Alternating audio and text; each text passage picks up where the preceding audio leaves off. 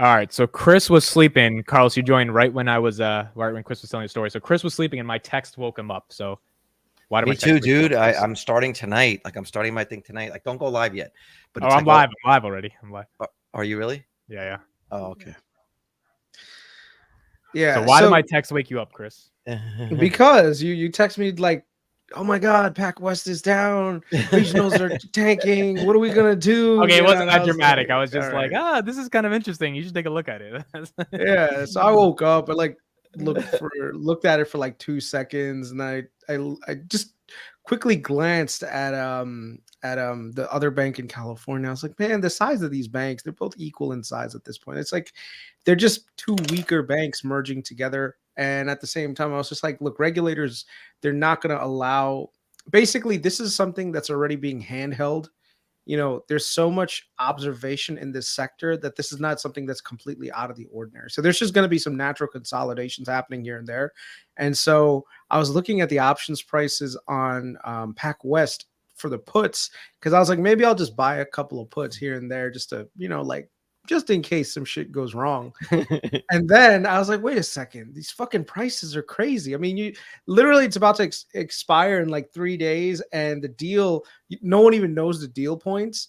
So I sold a whole bunch of not a lot, like maybe like 5 put contracts on like a was it 7 or 6?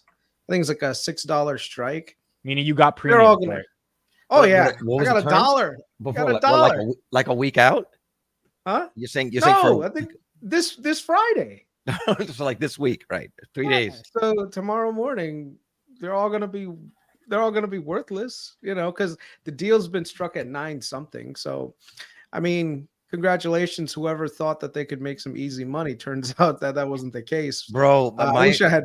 I was texting you guys because my friend who's also in the regional banks just would not stop texting, and I was sleeping too because I'm starting nights tonight, and I just ignored the first text, then the second text, and I'm like, okay, what's happening? And then it's just, have you seen this and that? And I was, and then I didn't know what to do, and then I went down 50%, and then the news, and I was like, oh my God! But thankfully he made good money. He had 10, 15 grand in each of these companies. It's not a small amount of money, I luckily I loaded up on some of my favorite names when they were down. Like I was telling Amit, I was texting him, I was like, yeah, man, this is a good time to be bargain hunting while these guys think that the world is falling apart. So I bought. I wish I had bought more. To be honest with you, I fucking chickened out. Always, dude. That's what happens, man. I could have loaded the boat, but I didn't. So how did people get fucked on Pac West? What were they doing that they were just buying puts even lower? Okay, so this is what happened.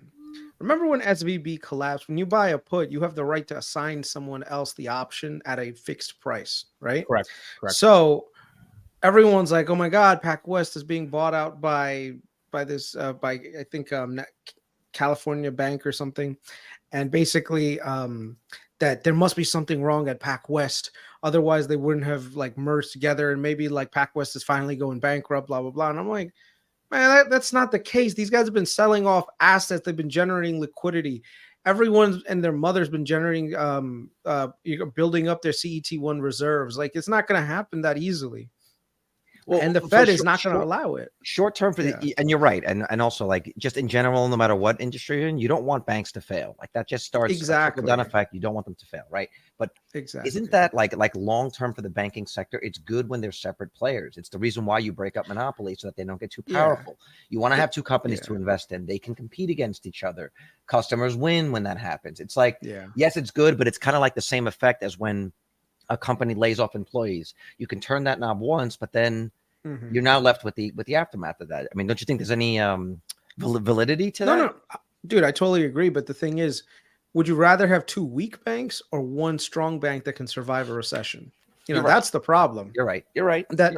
At the end of the day, you definitely don't want that much consolidation. But this is 2 very small regional banks and the outliers of California. It's nothing that's super, this is not like JP Morgan and Wells Fargo merging, in which case now you've got a mega conglomerate. But we looked at the historical figures of bank closings and bank mergers since the 1930s. And basically it's starting to shrink. And what you get is you're starting to get this consolidation where there's just less and less options for customers, you know? Yeah, but there's still like 4,000 banks, man. Like we're definitely not. It was like 30,000 or something at some point. It was a lot more. It's 4,200 right now. Yeah. And also this, I think for everyone in the EV space, this is what I think we're going to see as the automakers go out of business. This is what I think we're going to see, this same sort of consolidation. Would you rather have 2 weak companies than 1 strong company? Well, not if Elon makes X the most valuable brand in the world and not Twitter. Oh yeah, I saw that. I mean, that was Vitaly's so mad he said that. Vitaly's like, fuck this guy. I gave this guy so much money. But also valuable brand and valuable company are different. Like I wouldn't consider Tesla a brand. Of course it's a brand. Is Apple a brand or just a company? Tesla's definitely a brand. Yeah, but I think in the context of the way he's saying it, I don't think he would have meant it that way. But what I found funniest about that is that he actually spelled it wrong. He spelled what wrong? If you look at the tweet, he wrote it's going to be the most valuable brand in the world. Make my words. So everyone was making fun of him. They were like, now we got to make Elon's words too. It's like, but it's like we need. It's hard. It's hard to spell when you're taking a shit and tweeting all the time. Totally, he's totally just shit posting. All right, we gotta get into the big numbers. The big boys had some reportings. Brian, are we starting from 4 p.m. Pacific? Honestly, if we could do this time for the rest of forever, I would love it. I know it's not going to be the easiest for everybody, but I would love 4 p.m. for the rest of forever. This is great. It works for me too, actually. Believe it or not. Me and Chris I know Vitaly, sometimes you got to work late and stuff, so we'll see in the future. But at least for the rest of August. At least until like mid-November. Oh, mid to November. Oh, that's perfect. Yeah, like that's right around the holidays. That's around when the gig is up. Okay. All right, Google. Vitaly, I think you have the most Google out of all of us. What were your thoughts when you saw? Do I have more Google than Chris? I don't know. You have more Google than Chris. You probably do, man. Probably do. Possible. It's up 7%. What happened? Why is Google not going out of business? I guess the cloud is back. Cloud's back, baby. Search is also continuing. Whoa, hold on. Let's clarify. AI cloud. Okay, not cloud. Cloud is great. Everyone loves cloud, but AI cloud is something that Google has been working on for like ever. Remember when we did like live, the last time we did a live, and I asked you like Google AI cloud and how many goddamn like contracts were popping up? Yeah. Well, there you go. Just search for the news and it'll come up. Yep. So I'm telling you, there's a few times when me and Vitaly agree on anything. The minute we do, y'all better start buying shit because so far the hit rate has been like 100 over 100. So, Vitaly, what percentage of your portfolio is Google? I don't know, but I do have a lot of Google. I do have a lot of Amazon. I had opportunities to buy when it was dipping, and I was buying. And I still don't think they're anywhere near where they're supposed to be. I still think it's a cheap price for both of them. Dude, very cheap. Very. Well, now hold on. Let me push back on that. I don't feel like I made real money on Google and Amazon yet. I don't feel that has happened yet. So are you guys saying long term, or are you saying in the next 6 to 12 months, given this S&P and where it's at right now? Do you think Google's not overvalued given kind of the market we're getting into, or you think just think about how much free cash flow Google is throwing off right now? That is a cash business. That's like it's printing fucking money, right? And the valuation is nowhere near the next closest person that's the equivalent, which is Microsoft. I think Carlos, you put it on Twitter today, right? That how is Microsoft worth this much and Google is worth this much, even though they're fucking generating similar amount. I think that was similar Matt Money. Returns. That was Matt Money. Yeah. That is kind of confusing. Why Microsoft has $1 trillion more than Google? That's because Microsoft up until today was still growing. If you look at the numbers for Microsoft because of ChatGPT and all this other stuff, they're still growing, whereas Google had kind of like stagnated.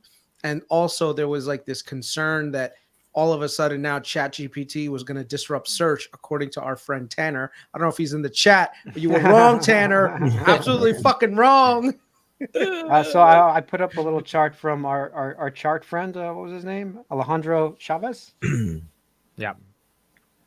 So yeah, Google seems to be doing good, almost at pandemic highs. I believe that's what he was saying, right? Really? It's at pandemic highs right now? Almost back to all-time high profits from back during COVID.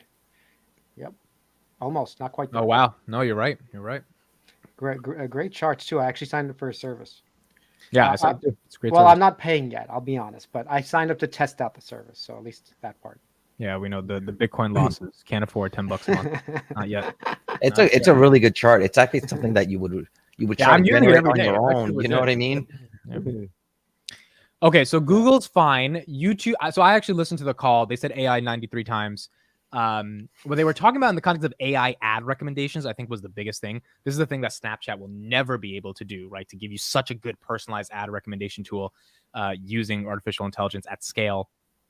I mean, it seems like they're hitting on all cylinders. There's nothing they said in the call that was like, oh, I should be worried about this. Even GCP growing at 28%, right?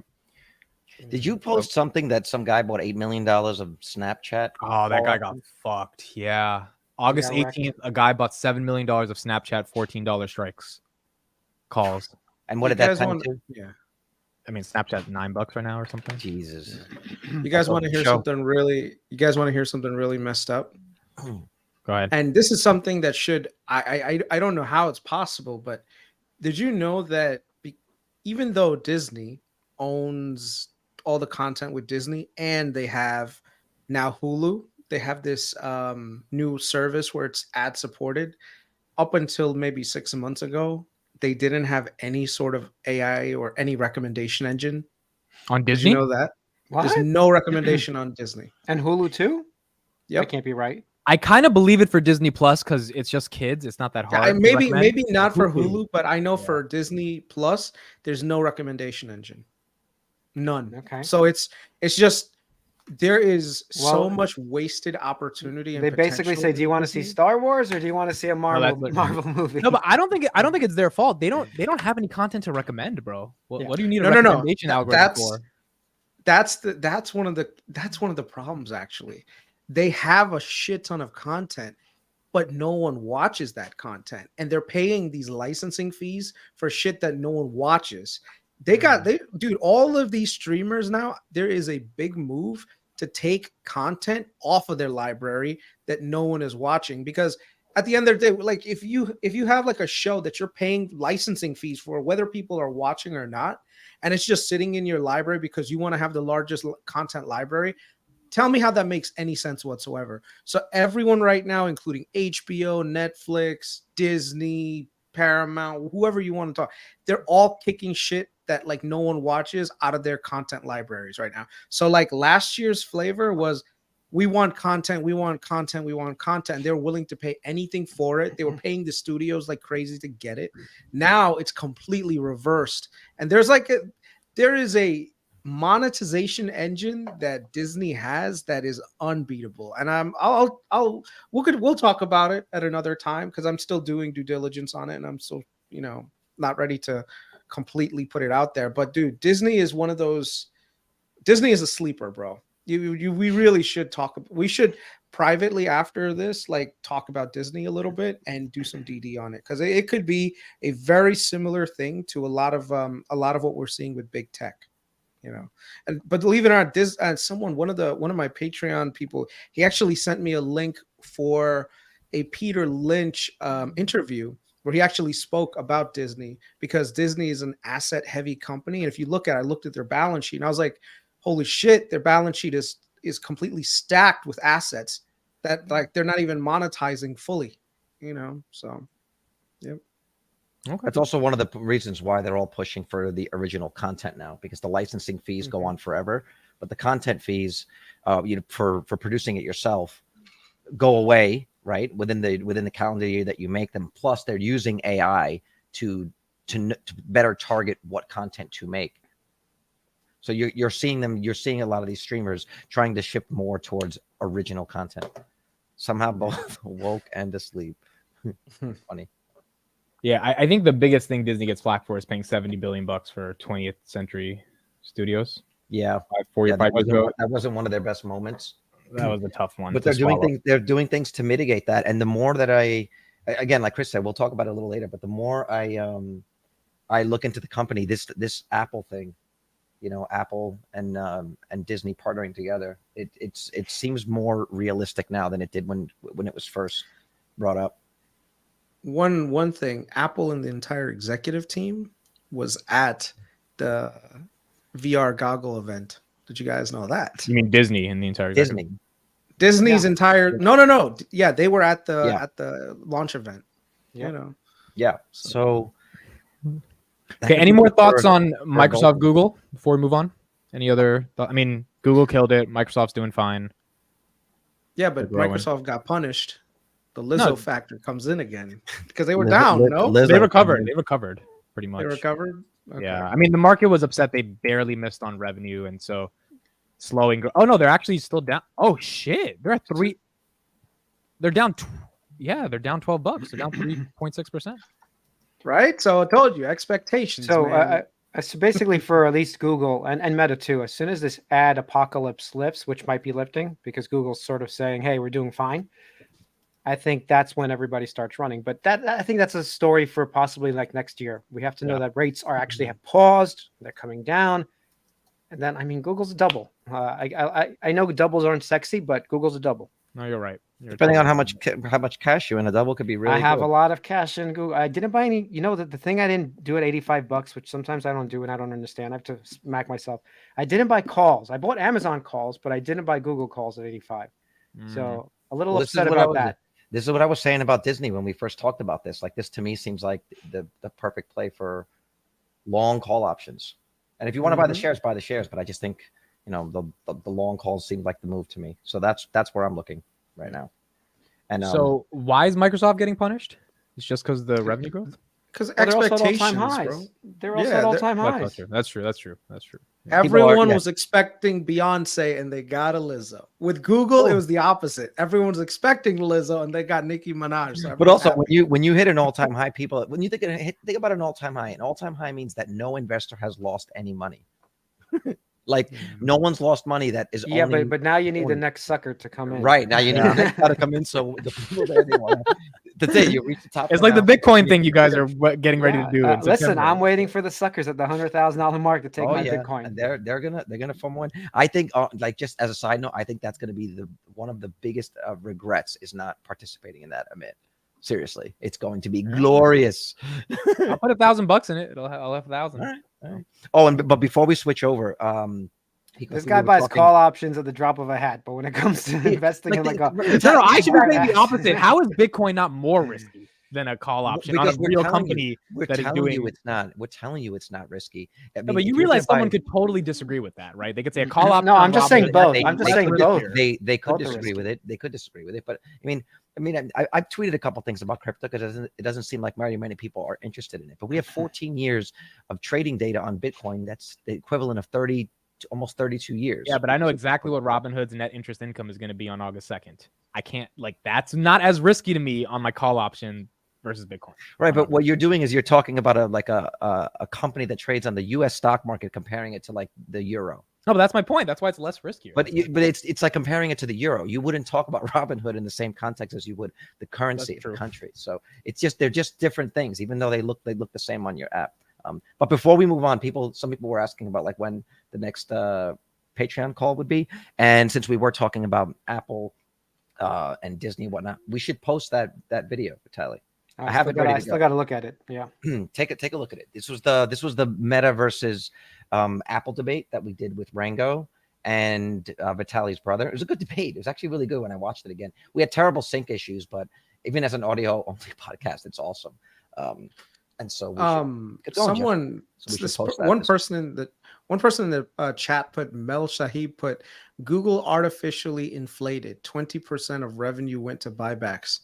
So what? They're generating cash. Yeah, that's ridiculous. That's great. First of all, I want them to buy back shares, so my shares are worth more. Okay. It's the Warren Buffett model. There's nothing wrong with this. Okay, this is the way it works. Yeah, just because they're spending on everything else they need, right? Like Apple is inflating its stock also by doing massive buybacks. Anyone complaining here? That's what got them. Ridiculous. That's what got them with it, and they're paying a dividend. I mean, it's like a perfect stock.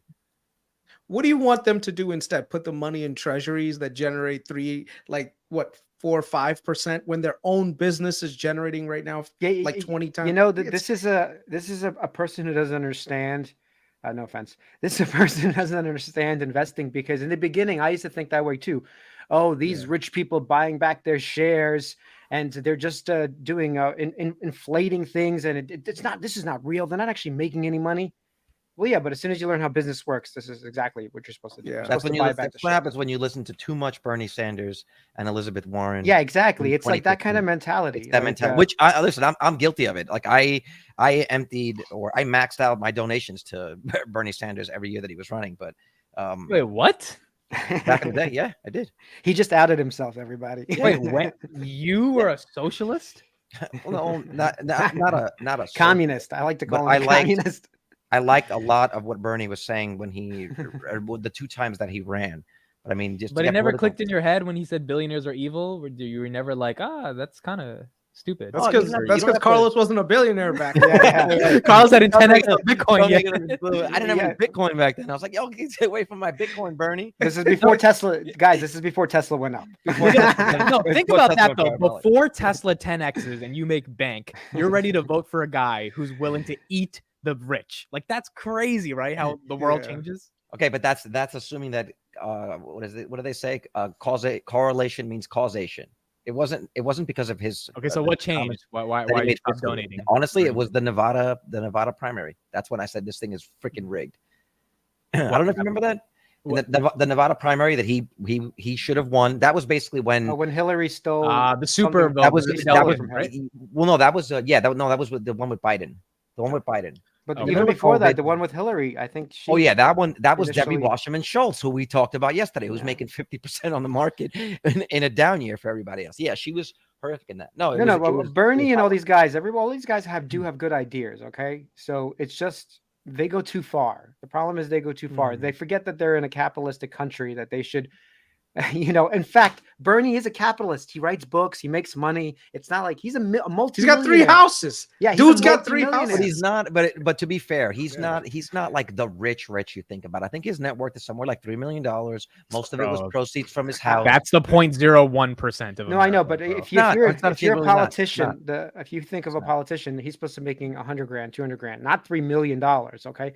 But that's not how politicians work. We know that they make millions of dollars doing it. He's probably the worst out of the bunch who make way more than the 3 million. Because if you compare, why does he need a book, bro? Why does he need to tear down the trees? He cares so much about the environment. You can't make a PDF and then give it to. You see, the hypocrisy is what grinds. Right, there you go, man. Call him out. Call him out, bro. One thing, real quick. Cam said, I would rather them acquire companies than do buybacks. The problem is Google cannot acquire companies, otherwise they'll get hit with all sorts of antitrust lawsuits now. So even the major tech companies like Microsoft, Apple, Amazon, Facebook, Meta, whatever, none of them can actually go out there and buy other companies right now. Even if they had a good company, like a small company that they could actually integrate into their main business, because of all the anti-monopolistic basically legislation, they won't be able to do that. So the only thing they can do is one of 2 things. They could either pay out dividends as qualified dividends, or they could buy back shares. So right now, because Google is so undervalued in share price, it's really smart that they're buying back shares now rather than when the stock price is much higher. Well, all Kathy Wood is saying to take 1% of that instead of putting it into your own stock buybacks, just buy Bitcoin. That's all I want them to do. Take 1% of that free cash and buy Bitcoin. If you want Google to buy Bitcoin, You want Google to buy Bitcoin? Yeah, if they bought 1% Bitcoin, sure. Why not? What's 1%? What's 1% of them? They all, and here's the thing: if all the companies in S&P 500 did that, and this was based on 2019 data, Bitcoin's price would be $400,000. One Bitcoin. That's just 1%. 10%. It's like the thing is that Carlos, that's probably going to happen, but me and you will long be gone. I know, and part of me is like I don't want to be the guy that watches it go to those ridiculous numbers and doesn't have something, right? Well, this is part of the reason why I'm waiting for that September dip to maybe buy that extra portion that I'll just hide for myself and say that's going to be for the kids for that moonshot. Okay, can we talk about another company? Well, I just want to also finally point out that Amit, if you guys didn't know, he finally sold some of his calls for his sister. We have to talk about that. Thank goodness. Can you talk about that a little bit? Yeah, let me share the tweet. I saw his live stream and was very proud. Vitalik was in my morning live. I felt so nice. Dad was watching me do my thing. And then Amit, do you realize this whole thing that happened to PAC West and everything? You see how crazy the market can get over some stupid shit that may not even impact the company? That was the first thing that I thought of when that happened. When I'm getting the text, I'm like, okay, fine. It wasn't anything to do with Amit's positions, but that's the sort of outlier case that you cannot account for. And when if it hits you, and that was your sister's money, she'll never invest in the stock market again. And that's probably worse than any amount of money she would have ever lost. I think that's the biggest thing that you achieve with this is you showed her that it's possible. Well, not only that, because I think you did the math and you said, oh, instead of making 50,000, she makes 30,000 or whatever it is. It's like, is that what you said? 30,000 is a great return, especially if your money's safe. Okay. This is what happened. She has 134 contracts. She's up 100% on these. So I took her 12,000 and like a little magician, I turned it into 25,000. Did you give it back to her? I just transferred it from my Robinhood, so she's gonna get it in like 2 days. He's like, after I take my little, what did she say? After I take my little commission. You said, he said 20%. You better wait, hold on. You did it in your account. Make sure you take a little bit for taxes, my No. I already have some losses. I already wrote, so the taxes are. All right, there you go. Taxes. I made sure there's damn. He made no sure it's Palantir. No, it's actually the $1,400 Enphase loss I took to buy the TFC options. I should have sold Enphase at $250. Oh, and you told me to sell. That's what makes it so ironic. You told me, you're like, Amit, sell it, and I'm like, no, I'm not going to sell it because it's going to go to 300, and you're going to make fun of me. Bring up Richie's comment. Last comment. It's the truth. You sell. If you sell, you feel bad. If you buy, it's like you just can never win. So basically, this is what happens. She has 134 spreads. She has 25,000. She turned 12,000 to 25. I sell the initial 12 because these three guys here were being really good friends and basically telling me to take out the initial capital so that she doesn't get screwed if anything bad happens. So she would have to go from being up 100% to breaking even. So a lot of bad stuff would have to happen for her to start losing money. But I started thinking about it last night, which your guys' point was like, look, it's unlikely, sure, but it could happen. And so last night I stayed up till 4 a.m. really, because the thought was just in my head and I was reading article after article after article. And I'm just like, yo, is it a surefire bet? No way in hell SoFi is not $12 January 2025. And I came to the conclusion, 99.99999% chance, yes, it will be $12 fucking dollars. But if it's not, and I have to go to her and be like, yeah, your 12 grand is gone, it would just really hurt. But let's say it's not too. Well, let's say she still doubled her money. You held it an extra year for what purpose? Correct. Like, it's better when the money is given to you at some point, it's just better just to take it. You know what I mean? Yeah. But it's also, you would rather be especially in this position, considering it's her first trade and you're vouching for it. Mm-hmm. You're much better off looking at her and saying, yes, we missed out on some potential gains rather than saying we lost this money. Losing paper money is better than losing real money every fucking time. Right. Mm-hmm. And so now she's at least got more confidence. You can also invest with more confidence. And here's the thing, like you get to see how the strategy plays out without the pressure. So if it plays out and you were right, you'll do a little victory lap and say, you see, I told you. But the next time you're going to have that voice in your head and say, maybe today is the time that I lose. So it's a good learning. It's a good way to learn the lesson. Then learning. Well, that was the thing. I think the anxiety you guys like correctly kind of warned me about, it was starting to creep up on me the past couple of days. Cause I'm like, yo, I don't want to be on July 30th, the Sunday before earnings, feeling like jittery. Because what if the market just tanks? Because Anthony Noda did great, but the market's like, fuck it. We're competing against you. We're not going to let you go up now. And then she's down $4 grand when she was up 13. It's like, it's just not going to, and likelihood of that probably low. But if it does happen, you just feel like shit. And do you want to live with that for the next, year? Jeremy had a great post about that a while ago, about the stress and anxiety that he was feeling when he was trying to trade too much in and out of positions. And actually Rango posted something really great about like the life cycle of an investor. And he's like, Amit's on number 5, right? And so basically what you end up back to is like all the 40-year-olds, what do? They buy the Googles and the Amazons and the big stocks. They DCA into those things. It's not exciting as like buying Robinhood or buying AMC and getting 1,000% return, but you're also not Dogecoin millionaire or Dogecoin thousandaire, When Google goes down, I don't worry about it, But like every time SoFi moves a freaking buck, I have to concern myself. Why is it going down? What's happening? Well, because it's it's but it's also really hard to move those gigantic fucking companies like more than 10%. Like Tesla fell 10%, and that's a lot of fucking money. So it's like the reason I struggled with initially taking out our initial capital, and the reason I was fighting back with you guys a little bit is because Chris from Data Driven Investing, he had a really good post today about how he sold his house, took 10% of his profits, dumped it into SoFi 2023 leaps January or 2022 because he thought the bank charter, all this, he had all these catalysts in his head, and he was like, shit was going to go to the moon. Obviously, the whole market collapsed, and he lost a lot of money. The only difference between that and the reason I hesitated to do this is because He invested when the shit was like 25, 24 bucks, whatever. I'm doing it when it was at 5. Interest rates are already high. So many macro things have changed. From a logical perspective, I'm like, the odds of that happening are low, but they're still there. So that's why it took me a couple of days to get over that hurdle, because like the probability is just too low on this, but it's there. Peter Lynch has that's the thing. It's not my money. Just to real quick, Peter Lynch has a good saying that he says, you know, like there's a stock at $20 and it falls to 10, and he's like, well, if I put in money now, how low can it go? Well, it's at 5. So if I dump all my money in now, how low can it go? It can go to 0. Okay. Yeah. It absolutely can go to 0. I mean, delinquencies could happen out of nowhere, and then SoFi's fine. Yes. Yeah, but the guy who bought it at $50 and the guy who bought it at 5 and put 20 grand in the same amount, they both lost equal amounts of money.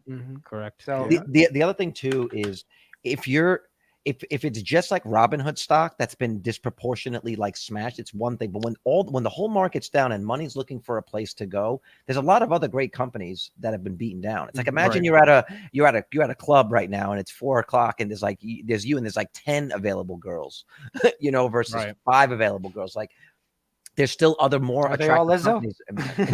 Right. There's like 5 Lizzos and 5 Beyonce. Hey, listen, Carlos, as Carlos said last time, poor Lizzo, everyone is Beyonce. Cute. Yeah, everyone is Beyonce when the lights are off, bro. I want that on a t-shirt, man. I want that on a t-shirt. We've got a lot of the t-shirts in the queue. That'll be on the back of Producer Wife, the Producer Wife shirt. Okay, so let me ask you guys this question now. I was gonna say it's earnings. Are you getting a Beyonce or a Lizzo? We gotta make those shirts. Let's say SoFi goes to like $14 and I'm up a lot of money and she could have been up a lot of money. She will be up. You kept half the options. No, so what would be your advice to psychologically deal with missing out on potential gains that you could have had, but how would you coach someone to deal through that? What do you tell your sister? So let's say you sell Bitcoin at 30, but then it runs to 60. How do you deal with that extra 30 that you didn't get, even though you could have easily? I spend the $30,000 that I made. Yeah. So you don't feel any regret or remorse or anything? I didn't sell much Bitcoin, but I did sell one just for that same reason, to alleviate some of the pressure. When it had run up to like 70, I was kind of watching it. It ran up to 70, touched it again, and I was waiting for my $100,000 price target. I didn't hit that, but when it got to around 40, I told myself, I think it'd be irresponsible if I don't take something off the table. So I sold one for 40. Sure, I could have used the extra 20 grand, but again, if you calculate what the taxes would be, if you calculate what the taxes are going to be, and once you average it out, it's not that much more money in the grand scheme of things. And I was perfectly happy to take that 40 grand and pay some things off. And then I rolled that into some Enphase and some Tesla, which made me even more money. And so it's fine. Yeah. You're not going to get everything at the top.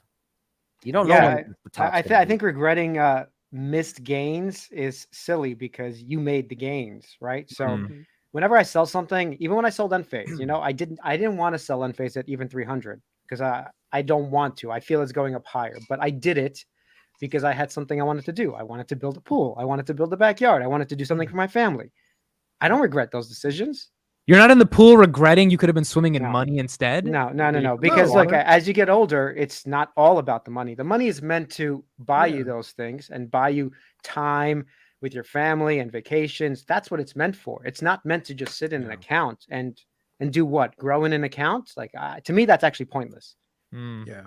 If you don't take the time out to like enjoy some of the gains that you have, then what's the point? Like me and the wife, we're going to Cancun for our anniversary. You know, I cannot tell you the amount of things that I would give up just to do that with her. You know, you think that some zeros on a screen matters, or like celebrating something really special with my wife? I'd rather be with my wife. You know, I'll still be checking my Robinhood here and there. I was waiting. I was waiting for the butt. But you know, I'm gonna be chilling with the wifey. You know, I spent a couple of those few days that I spent away on vacation were really priceless. The first day was tough because you want to like check everything and feel like you need to be connected all the time. But once I just allowed myself to be the guy on vacation, I really did enjoy, you know, taking my kid in the ocean for the first time. I did enjoy like just having a nice meal with my wife, like outside somewhere, and just seeing how much they enjoyed it was like, yeah, this is, and I even told her, I was like, this is like a little sneak peek of what it could be like, you know, if we hit our numbers, like this is going to be a regular occurrence. And I don't know, some people have commented in the chat before about how boring retirement can be. I don't know what you did to get to that retirement, but considering how hard I've had to work, I think it's going to take me a long time or almost never to get bored of that. when you feel like you earned it. I think when people say retirement, they think we're doing nothing. No. I have a billion things I do during the day, and I don't need to go to a 9 to 5 in order to feel fulfilled. Yeah, Yeah. true. Yeah, that list is long too. Yeah. I feel like taking calls. Give me a sec. Anybody want to join? Oh yeah, let's do the StreamYard link. I'll put in the chat. Anyone can join. Chris, can you talk about Amazon earnings next week? Or in a couple days? Any expectations? I think Amazon's going to do well. You know, their sales, they were hitting it out the park with Amazon Prime Day sales. You know, and all the cost cutting measures that Amazon's been doing for the last 6 months. A lot of those things are going to start reflecting on their balance sheet. But the thing is, I'm worried about the general market right now with regards to the Fed raising rates.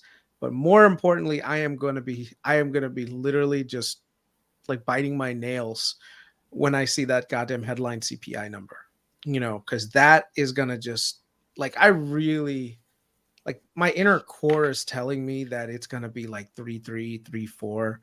And I don't like the feeling because that just means that now every single projection and every talking head on CNBC is going to come out and just say, oh, well, it looks like we're going to be higher inflation for longer. And then Jerome Powell and everyone else is going to have to come up with a little hawkish tone. And it's, I don't know, it's just not good. And I don't like the fact that we're at this, like, this greed center right now in the market. Like you're seeing a lot of Upstart is up 350% for the year.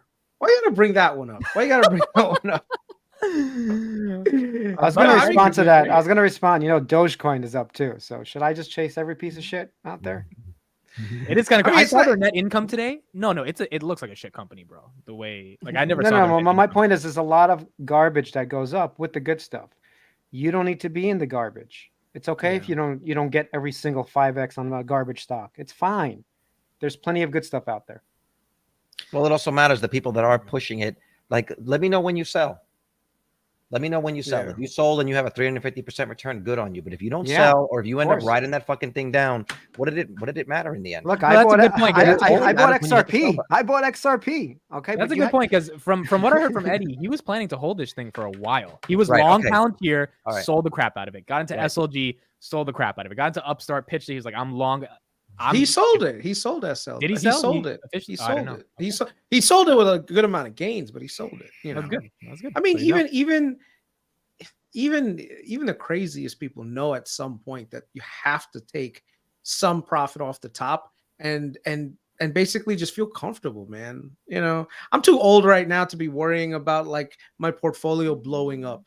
You know, so I'm a little bit more cautious. Do I miss out on some gains? Of course I do, but it's okay. That's what happens. Okay, we got someone in the back. This is someone I've been waiting to talk to for a very long time. Is it King Cash? Is it King Cash? No, it's not King Cash. This is someone we all know. He's been supporting me for probably like a year now. Been supporting Finance Junkies for a long time. So excited to see how he sounds. He's going to have a British accent. So I'm really excited about that. Well, yeah, we were getting a lot of people. They're saying it's like 1 a.m. Is it Ramu right now. Is it Ramu? It's Ramu. I knew it was Ramu. There you go. Hey, guys. How's it going? Hey, you sound exactly like how I thought you'd sound. You sound like a nice person. Wait, were you going to Can you switch Chris and Ramu? Yeah. I don't sound British. I'm an Indian. So okay, that's true. But the Indian thing is still good. All right. What's up, man? How are you? Yeah, I'm really good. Thanks to all of you guys, especially Chris, Vitali, Carlos, and Amit. You're great at doing your job. Amit was last there. It's always a poll. He's like, Amit, thanks for having a YouTube channel. And Amit, you okay? So I personally had just one question. This is more towards Vitali and Carlos. Okay. Yeah. I have. Is there somebody off camera with a gun on you right now? I have a small portion of crypto in Binance, and with a lot of FUD that's going around about Binance, what I was thinking is the amount is so small that I am planning to transfer it to PayPal. What do you guys think? I don't want to. You said you were going to transfer your crypto to PayPal? Yeah. What did you say? From Binance. I mean, sell out from Binance and buy it back in PayPal. Well, in PayPal, you cannot control your own coins. Yeah, that's what I was going to say. It's not actually. So if you do care about that, I think he's talking about selling the coins you're and buying saying- PayPal right, stock. he's I think saying that's what- sell buy the- PayPal no, stock. no. I'm not that talking what about buying stock about in Oh, PayPal. okay, sorry. So I'm messing up. It's Sorry. it's actually buying crypto Buying- in PayPal. I thought that PayPal is a big buying company. crypto in PayPal. I would not do okay. that. I would I wouldn't use either. I would use Coinbase, or I would just get them off the exchange into a hard wallet, which I'm sure you have access. That sounds to. like work, bro. No one wants to go through all that, right, Ramu? You don't want to do all that shit. Yeah. It's not about work. It's about me losing the hard wallet, or I don't know. understand that. I'm not very good at it. Maybe. Are you Just allowed give me the to- are you password. allowed I'll to keep it use safe for you. Coinbase? Just give me the password. I'll keep it Are safe. you allowed to use Coinbase or Gemini? Yeah, we are allowed to use Coinbase. I used to initially Oh. buy in Coinbase. I would go to Coinbase then. That Yeah, is a why not use Coinbase? What's the hesitation? I Do don't not know. go to He doesn't PayPal. like then. Brian Armstrong because he's more bald. He's like, fuck that guy. I don't like him. So you guys say that it's more secure in Coinbase than PayPal. Coinbase is No, if is Coinbase goes under, we've got yeah. If a Coinbase mess. goes under, we are really. I mean, We're really in trouble. crypto's in trouble. Yeah, in serious crypto's in trouble. So I would say Coinbase is the safest out of all of these options if you don't want to hold any crypto by yourself. But do not do PayPal won't take your crypto, by the way. So do not send it to PayPal, people. Yes, because do not send it to they a do not PayPal have an address address. where you can send anything to. What I was saying is sell out from Binance and then And buy it over there. But What about I Cash think App? sell out a What small about Cash portion App? from Binance. The cash came immediately. Cash There App was only a cha- deals with Bitcoin. So if you wanted anything else, you can't get anything else. Okay. And I still don't think in Cash App can you actually transfer the coins? I'm not positive about That's the that. thing. I don't know if you can. The because company's way name that the block. I would custodian imagine they issue make it. it a little It's easier. possible he allows you to do that, but honestly, like it's Coinbase or Gemini, in my opinion, that are the safest exchanges. Okay. You might Binance, wanna get I would get out of Binance, and I did get out of Binance I would. over a year ago. I took out all my crypto, all my cash from Binance. I don't trust CZ and what he does. So That's racist. So far, it's been You might fine. want to get a hard wallet transferred into there, then research, and then move it somewhere else. But I mean, Well, which crypto do you have? Which cryptos do you have? Bitcoin, I right? just have BTC and Ethereum. Okay. BTC. I mean, A very Coinbase. small portion. It's just one Ethereum and just 0.2 BTC. okay, That's like- it's still That's more than I have. That's more than I have. I don't know why you're trying to avoid Coinbase. It's a safe exchange. It's regulated in the United regulated. States. even Somehow though- I felt, I think I bought it in 2018. I suppose probably the fee were really high in Coinbase, and They've changed that though, because they used to have Coinbase and Coinbase Pro, and Coinbase Pro was the better place to buy and sell. The fees were way cheaper, but now they've merged the two. So your Coinbase Pro account migrated over to Coinbase, and they actually have. Well, he's talking about the fees. They are kind of high, but I would rather pay higher fees to know my crypto is safe because it's so unregulated still. So got it.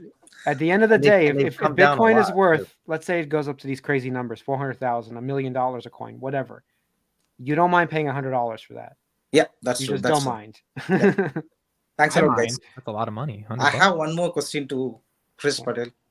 Hey, what's going on, man? Yeah. What's the question? Next question is: do you think that tomorrow would be the right day to pick a call option on Google? Tomorrow is always, I don't know, man. I mean, it depends on your time frame. I'm not a fan of talking about options. You know that. I know that. Aren't you part of his Yeah. Patreon, Ramu? Can't you ask him privately? Because you're part on his Patreon. Yeah, I do. He does. I communicate with him. That's why I'm asking myself, like, why is he asking me online? Yo, Ramu You know? put you on the spot. He's like, you didn't He answer wants me to put you correctly. on I the didn't get my spot. money's That's worth. what he I'm gonna wants. make you answer it here. Yeah, I put it on like the portfolio. You guys all saw like. Okay, so Google's right no, there Chris, with answer the Amazon. damn question. Should he buy some Google calls tomorrow? No, because Yeah, I would say no too. It's up. Why would you buy it on the day where it's up so much? Yeah. Right? Like, Yeah, the problem IV's is gonna be the crazy. problem when things pump, then the IV, like they're saying, it gets more expensive to buy the calls. Yeah. If That's you're gonna do it, you should have done it a couple of days ago. That's when you should have done Yeah. it. I've never done call options. This is the first time in my life. I think couple of days before, I bought my first call option, on what? just spending $50 on PGY.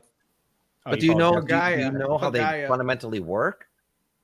No, that's why you only spend 50. 50 is okay. If you're just Yeah. getting like $50 is like you could just to play with it, right? I would. Yeah, but if you don't I would understand- if do you the don't watch understand list. how Go to Market Watch and just set up No, a watch list I've and done paper some trade. research and I've studied what is call option and what is his spread and everything. All those details I have gone through some YouTube videos. But yeah, Yeah, I Have you paper ever trade heard of a options little all the time company on called Robinhood. Enphase?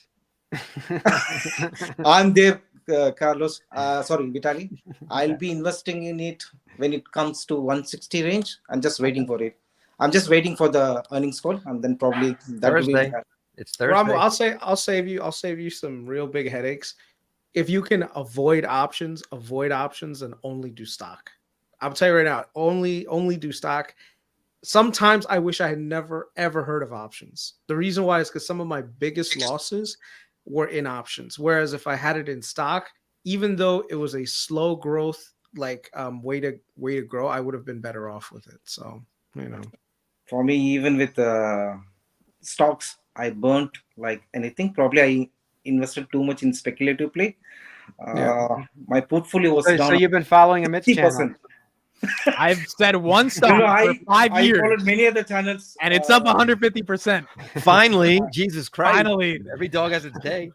I gotta tell you guys actually about a call I had today, but I would do the paper trading. That also just to get some experience. Yeah, and the thing is, Ramu, you're allowed to have like some speculative trades some speculative investments. That's not a problem. But the thing is, like 90% of your portfolio should be really solid stuff. So that this way there's like based and grounded in fundamentals. So that this way, that 10% that you're speculating, you can speculate all you want. Like these guys, they do that. They've got their crypto, but it's not going to make a majority of their portfolio. You know, that's just not smart. I'll see you in 2024. But it was played for me. I lost almost 60-70%, but now I've come to the cost basis actually. Good. So probably I should start building from here onwards.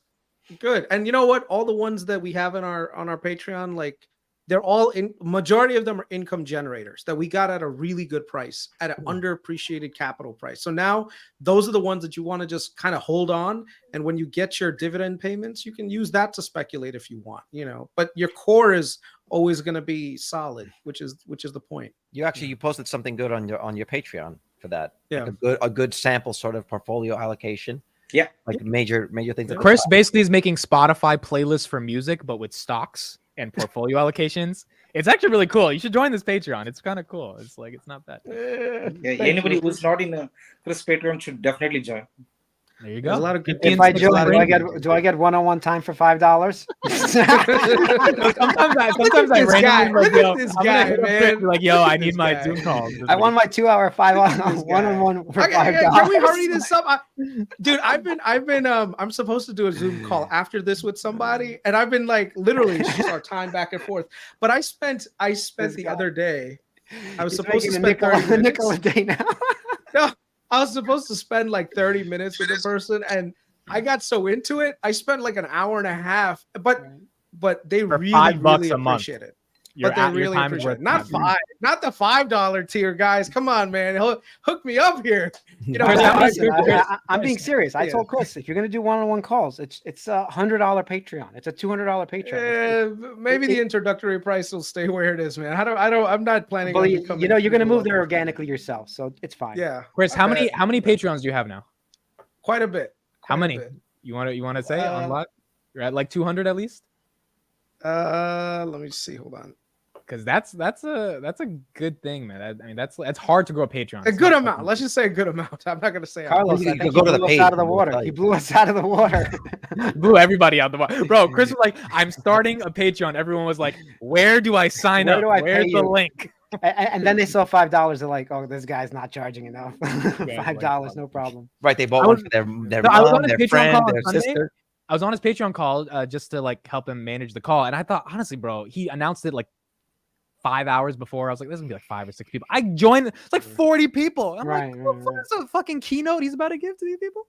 So it was good. No, the thing is, like, a lot of people did well on some of the companies that we spoke about. Like, I think SLG, like, there's one person actually messaged me and said, I don't know how I didn't like understand investing in companies like this, and I was chasing after like the most stupidest companies, and I had to explain to them how dividends work, which is crazy, but it is what it is. All right. I mean, when I started investing, I didn't have any idea what market cap was. None. Me either. That's why I was buying Palantir at $24. I was like, when somebody told me what market cap was, I was like, oh, that's So you mean that number needs to double for me to get? I was like, oh, because you're looking at all these prices and you're like, why would anyone buy $100 stock? Like if I understood market cap when Google IPO'd at $100, I would have sold my kidneys. Do you know what I'm saying? I would be like, this is just stupid. I wrote about that today. That was my regret. Well, I did want to buy Google at 85 when it IPO'd. Mm-hmm. I had money on the side for Google. And obviously it shot up a little bit. I forgot, but I was like, oh my God, how am I going to pay like $90, $95 for Google? Because I didn't know anything about what is it? No idea what a market cap was. No idea dividend. None of it. Just look 23 billion. It was worth $23 billion. $23 billion. Even Tesla. I remember looking at it at $50. And now it's worth 1.6 trillion. Yep.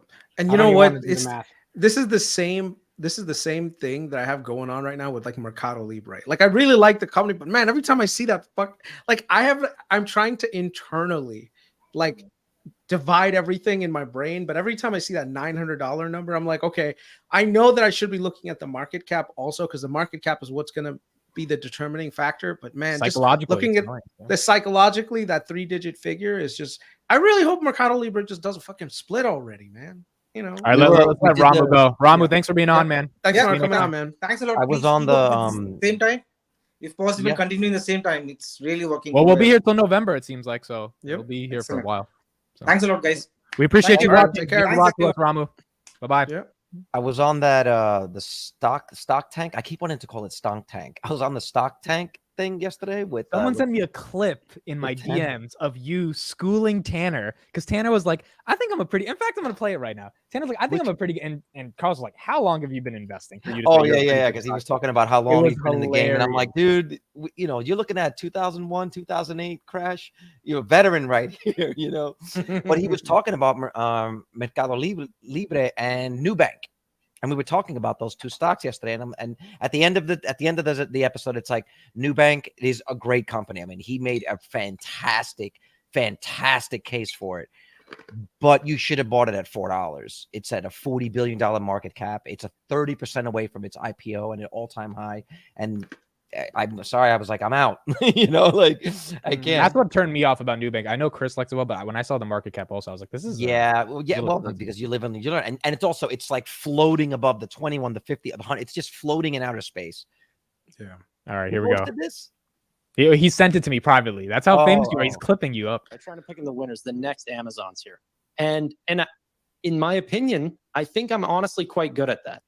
I've been wrong, and maybe I'm treating a public market more like a VC. How long have you been investing? How long is your entire investing career? 7 years. Okay. A little over 7 years. I was like, that ain't shit. 7 years, 10 years. You got to hit those 10 years. You got to be invested. You know why? Because you hit those 10 years, and that's when you see two massive corrections. You got to go through two of those. Yeah. You're like, okay. You know what I mean? I think I just went through my third.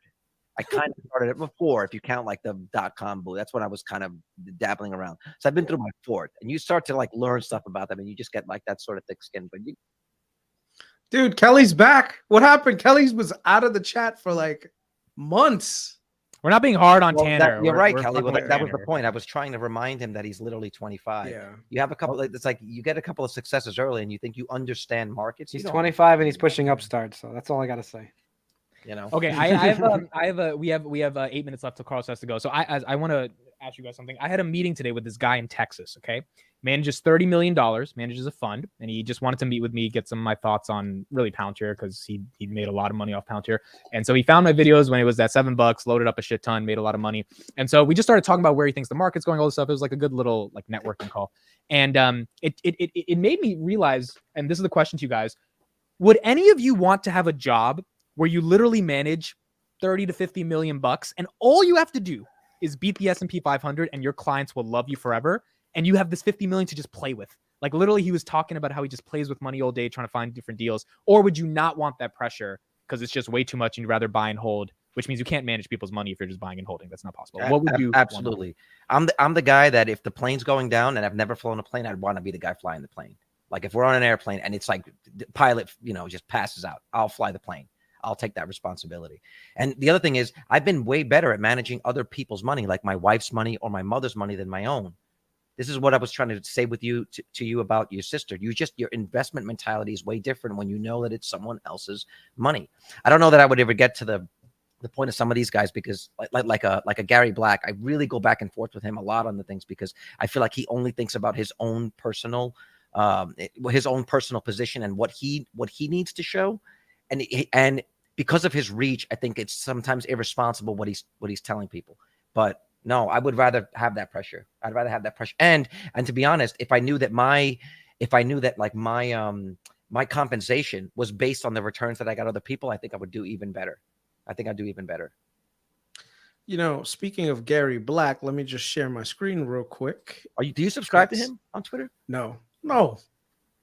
I love you, Charles, but I could never pay for like Gary. I do better research than Gary Black does. Okay, Gary Black was like, oh my God, Weight Watchers was up, blah, blah, blah. He gave like all this shit, like bullshit. I just want to know what these guys are saying outside of what they're saying on Twitter. You know, there's some of the, and the conversations on those threads are severely reduced. Bro, but it feels like a scam for him to be worth this much money. And he wants $2 a month from random people. Like, it just doesn't. That's what I said. I said. He should want as much reach as possible. Why is he trying to monetize your $2? I think it's also keeping just the people who are gonna be shitting on him away. You can just some of it is that, but I also think like it's really hard because I mean, Chris, you're not able to get subside. Like none of us. I think we've all applied for it, and none of us have gotten it. So I think in order to help the Twitter sub community, you need to have people. You're doing this for Elon. That's the real reason. Yeah, you need some people. Yeah. It's $2 a month. I mean, it's not making him any real money. So Gary Black came on Twitter and basically said that Weight Watchers was one of the companies that's worth shorting, right? And I literally like trolled him on his threads. He didn't really respond, but pretty much I gave him like the entire bull case behind everything with Weight Watchers. And let me tell you, he was completely wrong. Completely wrong. He was wrong, or you were wrong? No, he was wrong. Weight Watchers at $10 today. Yeah.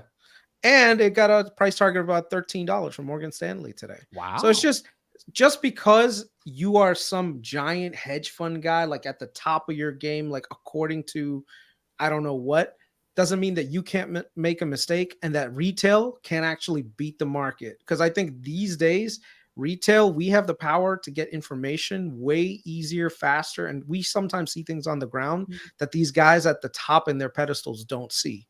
And I think that's one of the things that like actually makes us somewhat unique. Like, what's his name? Someone was talking about Seth Karlman. Like Seth Karlman is like a really, really good value investor. But did you know that in Q1 of 2023, he sold out of Meta completely, even though he had a pretty decent position? Why? Because he doesn't he's sitting at such a high level that sometimes it's just like numbers on a dashboard to these guys. There was a couple of big money managers who sold out of Meta. It wasn't only one. There was a bunch of them. It was just a horrific mistake. And they sold at the bottom too. It wasn't like they sold at 150. It was like $85, $95. Yep. Because I mean, to get it to that low, it had to be the big fish that we're selling. You know. Yeah. Oh wow! ETF they had to dump down since it was launched. What? What's the name of his ETF? Who? Gary Black's ETF? What's his ticker symbol? What about Meet Kevin's ETF? Is it up? He's up. He's doing good. Is it PISS? Is that the ticker? Future Fund ETF. What the fuck is the ticker on that? PP is up 32% since it launched. Okay, Future Fund is down 22% all time. Really? Past 5 years, it's down. It started in August 2021 at $25. It's at $19. Share your screen. Yeah, share it. Yeah. I'm trying to find the fund. PP is beating Future Fund. Bro, but that you can't be this big Wall Street dude and not put up the numbers. I can be down 20%. I'm just a mid. You, Gary Black, can't be down 20%. But his thing is, what his thesis is, the companies that I'm investing in aren't listening to me. That's what he's telling investors. Oh, that's bullshit. They're not listening to me. Look what I'm posting. Look what I'm saying. What happened if they did what I said? I'm looking for an argument. He actually did respond to me. And I'm looking good for the year at least. I'm looking for an argument not an argument, but like a. Imagine he was bad for the year though. At least he's good for the year. What is in this fund, bro? What is the whole? You know what? So he's got Google. Yeah. PP what is this? PP is doing good. PP Splunk is good. Palo Alto is good. Caesars is good. I don't know what Chart Industries is. Airbnb is morally shitty, but in terms of business, really good. Tesla's good. I guess it's one of his he's got BYD. He's got Netflix. He's got. Did he say? Is that Enphase? He's got Enphase. He's got a well diversified growth portfolio. Yeah. I would say he's going to end up doing well. I think ARK is going to be better than this guy. Yeah. ARK is going to do way better than this. I don't know about that, bro. And you know what we should talk about? This is just like a side play. Like this guy has Enphase. I don't know. ARK, 1,000 shares, bro. Like, like you have more shares, Vitaly. I do have more shares than him. I'll admit that. You should be a consultant. You should just ask to be on their board and be like, let me talk to you. When did Future Fund start? Like when August 2021. The Maybe worst that's time why. ever. The worst time ever. Real quick, share this bit right here.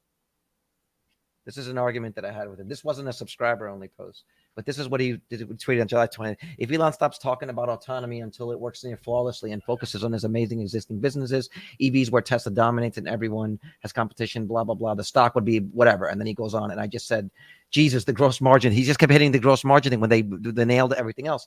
And I said, why aren't negative gross margins equally weighted in the conversations about the other automakers is the real question. And he writes, because the other auto manufacturers don't trade at 77x consensus 2023 EPS. We can't have it both ways. And I just said, they also don't have energy revenue, FSD, superchargers, Dojo, bot, robotaxis. They literally just sell cars and make money doing that. And you get considering I have on your tweets against Gary, people agree with you. That's what I'm saying. Considering I have a tiny following and he's got 300-something thousand subscribers, I consider that a ratio, and that's why I think he didn't want to respond to me anymore after that. But we had it out too, also with the Tesla advertising thing. So I just feel like sometimes the retail investor understands some of the companies better, and this tells me that what he's telling the people investing in his fund, he justifies Tesla's the investment in Tesla based on the gross margins, and that's why that's the only thing he wants to see up. He doesn't want to talk about anything. I mean, he thinks it's a car company, basically. That's it, right? He knows that it's not a car company, but that's how he's presenting himself. Yeah, like he's getting pulled at both ways. We have the luxury actually of being able to sit and hold. I mean, imagine right now if you had to produce returns every 3 months. It's tough. No matter what the market is. It's tough, man. So Vitaly, would you want to do that? Would you want to manage $30 million for high net worth? No, and absolutely not, because the pressure of that would be crazy. So what Carlos said, I disagree. Like in the beginning, surprise! Oh my God! Well, that you would manage someone's. I think you were saying that you would manage other people's money. That is something that if you lose any of the money for them, then you are screwed. You're gonna have a heart attack. Basically, I would have a heart attack if I lost $30 million for somebody. I'd rather just manage my own money and give advice to my family and everything and talk to you guys about it. But actually managing someone's money, no way. Yeah, I agree with Sally. I'm not built to manage money. I am really good at research. You kind of are, Chris. Kind of are. I'm really good at. I think research and managing money. Doing it. Research and managing money are two different things. But Chris is in and out of he's actively managing his. But I can do it because it's my own. It's my own. The thing is, my entire investing and trading style is based on my own temperament. But the minute that I try to do it for somebody else, it's a completely different ball game. Now, here's the thing. I wouldn't mind doing something like an ETF one day, where if you wanted to invest like me, you could, and you would just put money passively into my ETF. I would say the Meet Kevin model is perfect. Chris Patel. We're not going to know fucking triple leverage Chris Patel ETF. It's all spreads all the time. Followers. Like, I'm buying a spread on Meta. I'm buying a spread on Google. I'm buying a spread. But maybe, I don't know about soon, but maybe one day when we're big enough and we're actually hopefully we one day get to Meet Kevin status, maybe we can pool our money together and do an ETF. Because I think that's a great place to No, because you guys would not let me buy Palantir. You guys would not let me do it, and we have to 1% allocation. 1%. But it's a cool idea, right? You pick 10 stocks. It's like a Spotify playlist. You pick 10 songs, 10 stocks, and if people like your playlist, they'll put some money behind it, right? Yeah, exactly. Yeah. Yep. All right, we're out. That's it. Hour and 3 minutes. This was awesome. We'll see you guys tomorrow, 7 p.m. Hope you guys enjoyed. Good job moderating today, Amit. Thank you. Oh, real quick for Johnny, last question for Enovix and Enphase. Which one goes up more after earnings? What do you think? Enphase. Okay. Yeah, I think honestly, I think Enphase is the only one with the chance to go up, but I think they're both going to be down. Maybe I'm just like. I mean, Enovix. What is the catalyst? Unless they surprise with some new contract. Unless they surprise with a contract, because it's not going to be earnings. Oh, we got someone's already investing in the ETF. Chris, Patreon, they're like, I'm ready. Steve, ETF? just so you know, he only got 250 out of that. Bro, no. YouTube takes 50%, bro. I Oh, calculated the other day. no, really? I thought it was 70-30. 50%? It was 50% of every super chat. That's crazy. You And gotta go on. I'm grateful to YouTube for the Buy more traffic and all this Google. stuff, but- Buy more Google. I and get know. my money Google. back. Exactly. That's it. That's how we end the pod. Buy more Google. Bye, everybody. No, Later. But don't do it tomorrow because it's gonna be all-time highs. Tomorrow. Look at the whatever podcast, because they use a different thing for their super chats. I mean, they get thousands, so they use a different service. Yeah, but the for that thing is, that it's connects to the chat. easy for people to do that right on YouTube since they're right there. That's Yeah. why it's a monopoly. Okay. Yeah. Yeah, We're on but a I mean, monopoly. if people are trying to invest, you don't want to feel like you don't want to feel like half of your money is going to pay for It the product. sucks. It's yeah. You know what? Google's Amit, we now know that Google's flush with cash, like they don't need it. Oh, real quick, Kathy Wood has sold 20,000 shares of Tesla, and she bought 54,000 shares of Spotify. She's back in. She's back into Spotify. She sold 53,000 of Coinbase and sold 20,000 of Tesla. She's back in, baby. And Wow. okay, and just to leave this out there, just to hang this out there. Speaking of AI and Kathy Woods, like what do you guys think of the idea that Kathy Woods will start using AI in terms of the research, in terms of even her own internal research, I don't think that's going to help her. in fund. terms of Maybe. her, I I don't mean, think she's, that's going to help that predicted- fund. she's already using random number generators. I don't know. I trust a say lot that. more people than trusting someone who buys Spotify. To be honest, this is like she took a $700 million loss on that. Now she's back in.